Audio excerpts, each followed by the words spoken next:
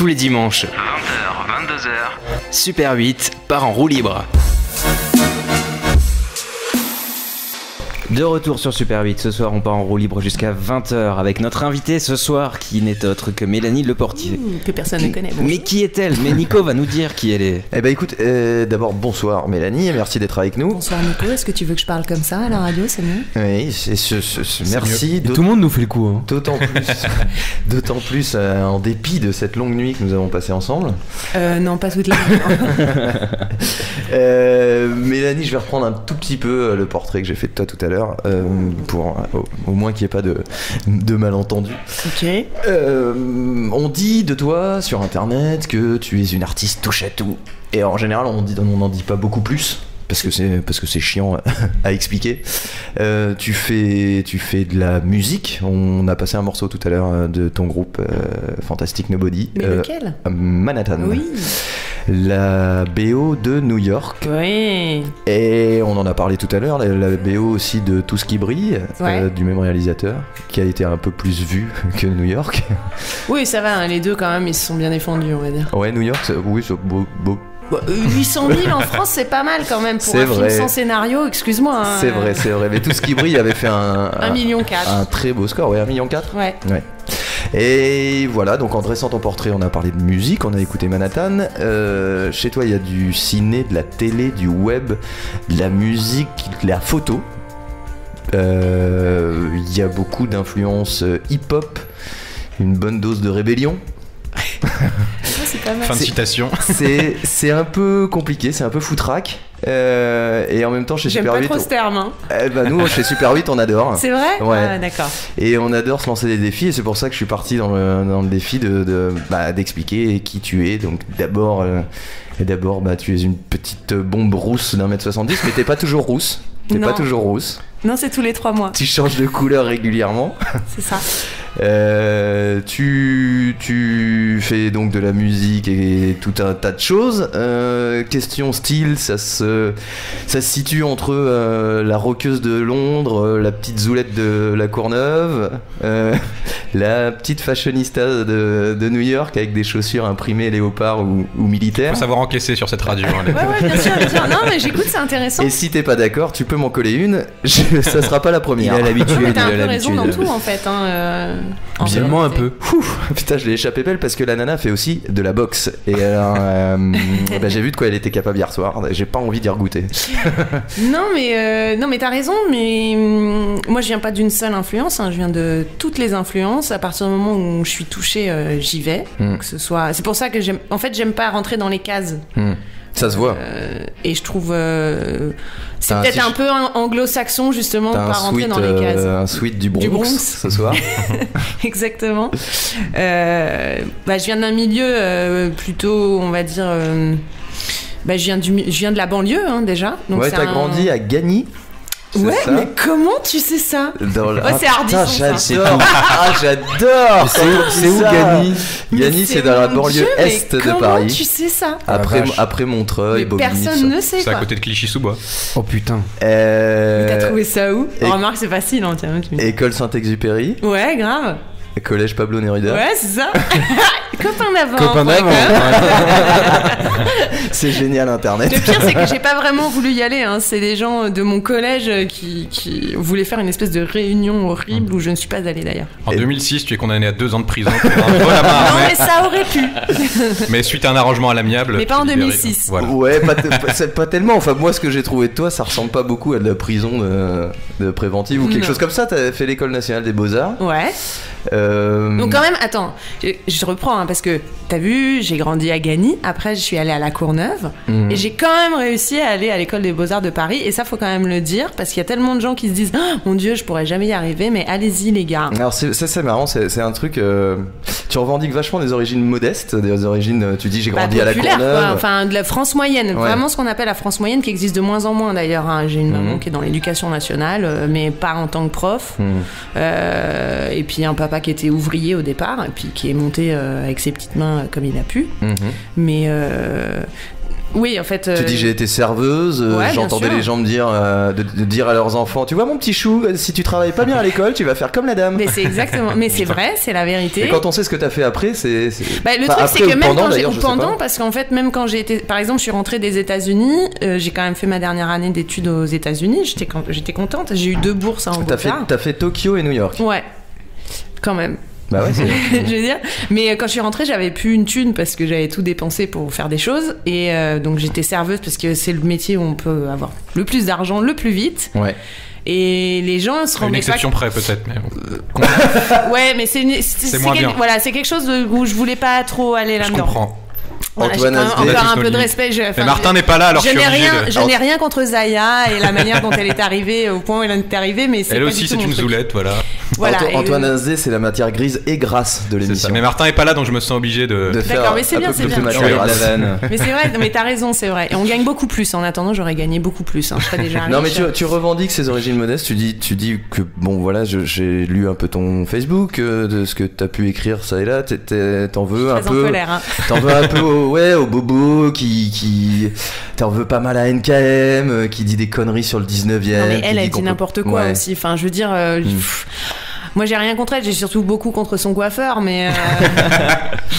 On peut pas dire des choses comme ça sur un quartier. En plus, enfin, stigmatiser un quartier comme ça pour rien. Qu'est-ce qu'elle avait dit en fait Elle avait dit qu'entre la rue Curial où on était donc hier soir, chez et Nicolas. la rue de Cambrai, je crois, les gens. Alors, elle avait discuté avec des gens là-bas et que les gens n'osaient même pas sortir dans la journée. D'accord. Voilà. Donc d'ailleurs, moi j'ai posé la question. Un jour, je suis allée rue Curial et rue de Cambrai. J'ai posé la question aux gens. Ils m'ont tous répondu, mais non, mais n'importe quoi. D'ailleurs, Ouais, on l'a d'accord. jamais vu. Donc voilà, comme ça, quand même, on t'attend. Et Et en fait, elle ne tracte qu'à d'Enfer Rochereau. Moi, je connais des gens qui habitent dans ce quartier-là. Et Elle ils est- m'ont dit, on la voyait que dans la rue commerçante. bah voilà, ou chez Elle ne Jacques quittait pas cet Desange, pour endroit-là. ne pas citer son C'est nom, ça. parce qu'elle a fait des boucles magnifiques. Mais du coup, oui, j'avais un petit coup de gueule contre elle. Donc du coup, je prenais des photos. T'as vu? Je sais pas si t'as vu. Si, Voilà. ouais. Ou par exemple avec le slogan, il y a que de la mauvaise graine qui pousse. Et en fait, c'est très beau. Mon quartier, il est magnifique. Bah ouais, les gens ça sont fait beaux, partie d'ailleurs de tes comment dire aptitudes, de tes terrains d'exploration, la photo, beaucoup. Que de l'argentique, on en parlait un peu tout à l'heure.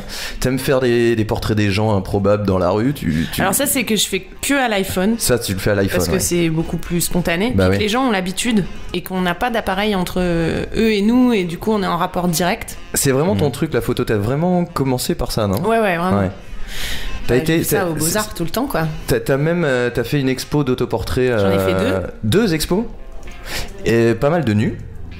Non, pas vraiment, en fait. Alors du nu mis en scène, il y a des trucs très étranges. Dans une forêt, Ouais, c'est par assez exemple. surréaliste. C'est en assez, fait. mais un peu angoissant même. Il y a des Ah, c'est photos. sombre. Bah, déjà, je travaille la nuit, donc je travaille beaucoup la lumière. La lumière, elle se travaille la nuit. Et oui, c'était assez sombre. C'est ouais des portraits. Voilà, de mémoire, il y en a un où tu as un masque, tu es buste nu, mais avec un masque et une sorte de bustier qui te déforme un Ah peu. mon C'est dieu, très mais c'est étrange. Blanche-Neige en fait. Ah, c'est Blanche-Neige, Ouais, c'est un celle masque qui- de Blanche-Neige. C'est celle qui m'a fait le plus connaître, curieusement. C'est vrai Ouais, bien sûr. Ah, je savais mais pas. des années après, hein, parce que quand on le fait, les gens n'aiment jamais. D'ailleurs, ça, j'ai failli me faire censurer même à l'école des Beaux-Arts. Je sais pas si vous imaginez. C'est une très belle photo, mais très angoissante. Tu vois, t'as l'impression de voir comment dire, une créature étrange qui va te sauter à la gorge et en même temps qui a l'air très sympa. Non, mais je pense que ce qui t'angoisse, en fait, c'est juste le rapport que t'as à ce personnage aussi. Qui est... Non, parce que le visage de Blanche-Neige, donc je savais pas que c'était Blanche-Neige, mais le visage de Blanche-Neige est très souriant, c'est un masque d'enfant. Ouais. Puis en dessous, t'as un bustier qui laisse apparaître ta poitrine. Oui. Et c'est un bustier très serré, en dentelle, qui Ouais. déforme un peu ton corps. Bah, c'est un bustier, quoi. C'est pas juste Ça un bustier. s'appelle un bustier ajouré, en fait. Mhm. Voilà. Et Blanche-Neige, t'as pas l'habitude de la voir comme ça. Sur des toilettes, en plus. Non, pas du tout. Sur des toilettes. en Figure-toi plus. que d'ailleurs Et- pour cette photo, il y a une première version de la photo et que j'aimais beaucoup et je me suis dit ouais mais il faut que je la fasse en mieux. J'ai refait toute ma salle de bain pour la photo.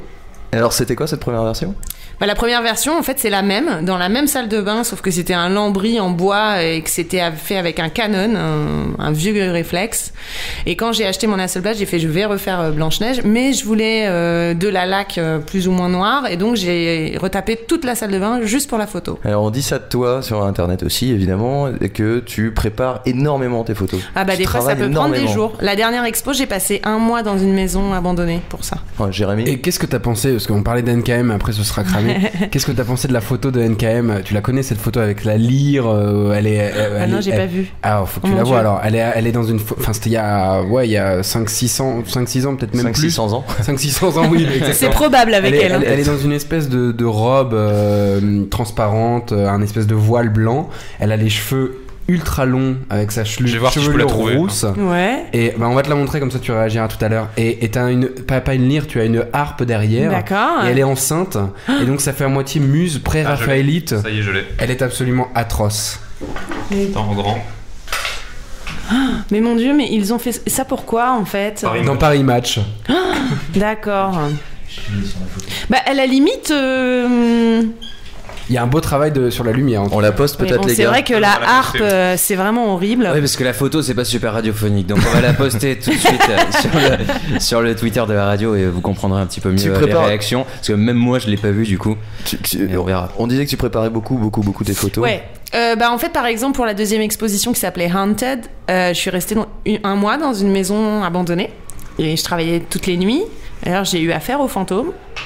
Non mais c'est la vérité. Et c'était vraiment pratique parce qu'en général je construis moi-même mes décors. Donc avant je le faisais chez moi et vivre dans un décor des fois c'est juste pas possible. Mais ça m'arrive de shooter par exemple c'est arrivé de shooter jusqu'à, je crois que le pire que j'ai fait ça devait être 10 ou 14 heures pour un seul cliché. Et quand tu dis que t'as eu affaire aux fantômes, vraiment, ouais. Non mais c'est vrai, non, mais vraiment, mais je rigole pas du tout. T'as réussi à prendre en photo un fantôme ou... Eh bien écoute, probablement sur des Polaroids que j'en ai capté quelques-uns. Néanmoins il y en a un qui a allumé mon iPod un soir. Putain. Sur Michael Jackson de Thriller, et je te jure que c'est vrai, et ça fait très bizarre. Faut que t'en fasses un film. Mais il m'est arrivé plein de choses, parce que j'ai eu un accident de scooter juste avant l'exposition. Il y a un exorciste qui est venu à la galerie parce que ma galeriste, elle avait peur parce qu'il arrivait que des trucs horribles du genre mes photos arrivaient de chez l'encadreur, t'en avais qui étaient lacérées, je devais repartir faire retirer les photos, hop, j'ai eu un accident. Ensuite, les photos revenaient de l'encadreur, elles tombaient dans le camion, elles trouaient des toiles. Non mais attends, c'est pas une histoire de fantôme. Je te jure une que meuf c'est vrai. qui manque de bol, quoi, c'est tout. Mais je sais non, parce que j'ai jamais eu ça, et en fait je leur ai envoyé une invitation. Ce que tu dis, c'est qu'il y aurait un fantôme qui voulait faire foirer ton expo, quoi. Ou alors ils étaient trop contents de m'avoir, et ça les a ennuyés que je m'en aille. Ah, c'est une hypothèse intéressante. Je vois plus ça comme ça. C'est exactement ce qu'a dit Nicolas Sarkozy quand il a perdu. Ouais, bien sûr, peut-être, sûrement. Toujours pour parler de photos, tu as été la muse du photographe américain Richard Kern. Ouais, enfin la muse, beaucoup été... Il y a eu beaucoup de filles qui sont les muses de Richard, mais j'ai beaucoup travaillé avec lui.